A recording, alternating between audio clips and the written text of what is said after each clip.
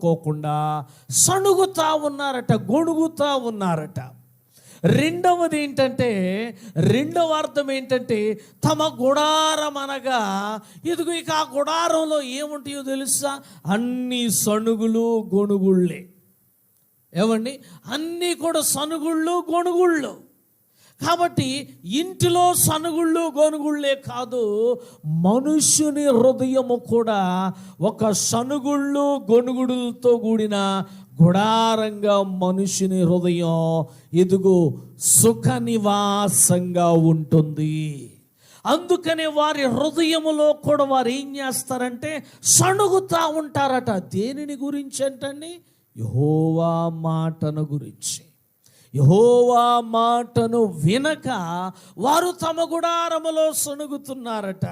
అంటే దేవుని సన్నిధిలో అలా సనగటం వలన ఏం జరుగుద్ది?